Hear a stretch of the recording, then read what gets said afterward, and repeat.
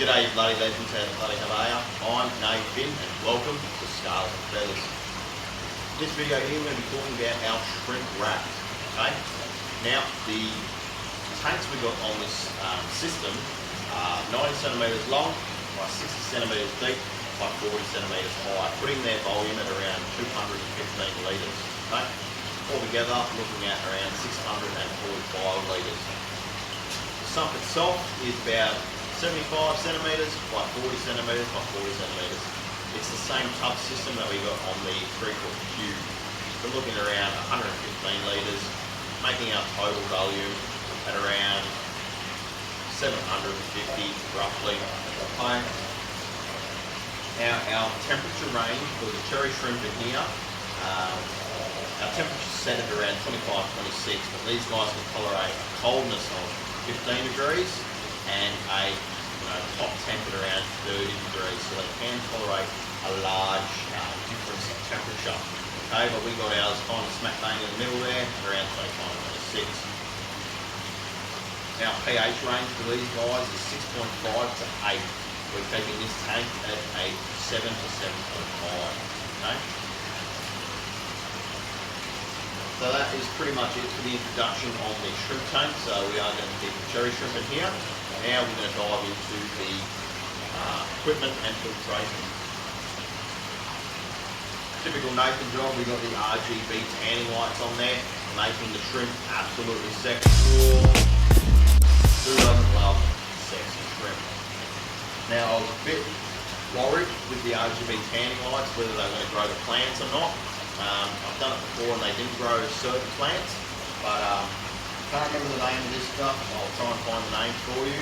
But this stuff is very hardy, okay, and it's doing great under just the RGB fan lights, okay.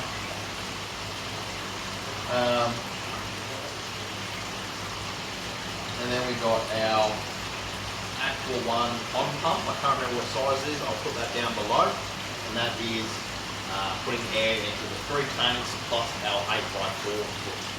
Okay. And then obviously they've got individual sponge filters. As for equipment in the tanks, that's pretty much it. Our plumbing in here, we've just got some irrigation pipe and use irrigation bits and pieces to plumb the tanks and the filtration. Okay.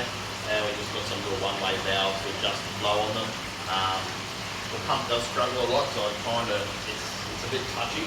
So I've got to make sure this one doesn't get too much water in it. Got to make sure this one gets enough water in it, and I've got to make sure this one actually gets water in it because it's the highest. This one struggles to get water into it. Okay. So that pumps into the tank, and then on the left-hand side we've got our drains draining into our sump. Now we'll go through the sump. I'm going to waddle over here and see what we got. So I can't remember what's in there. Look at our 3 20mm outlets by the looks of it.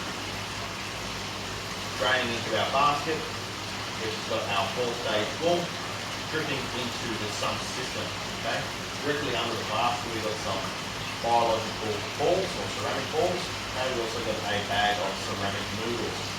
Coming across towards the pump, we've got a bag of cylindrical glass, another bag of fireballs, and then hanging onto the basket is a bag of A1 filtration.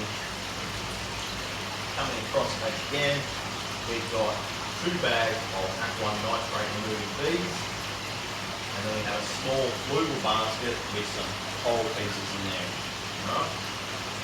We also have a purigen bag, which is enough to treat all 3 tanks plus the sump plus 25%. And then under there, which you can't see, we've got a real fine mesh basket, which is full with fluval stratum soil.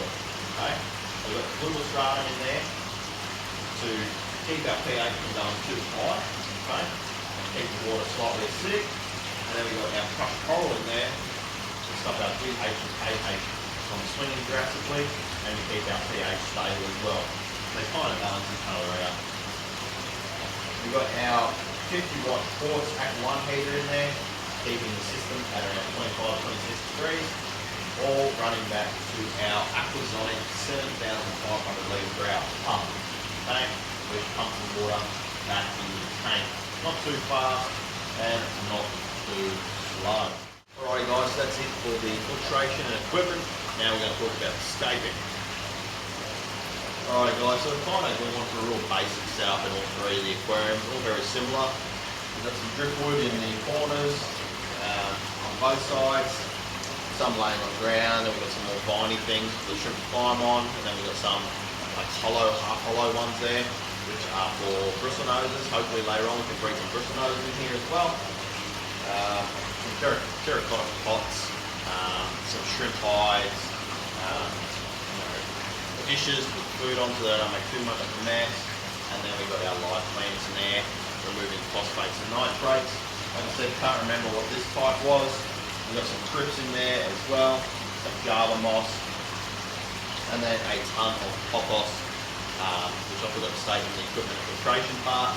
But pothos there, removing phosphates and nitrates as well. As for the soil, we've got a Carib Sea plant base or plant soil.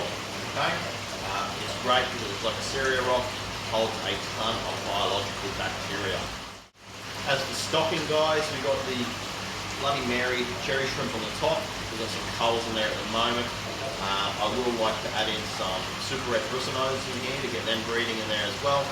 And then I'm thinking of adding in some snails as well.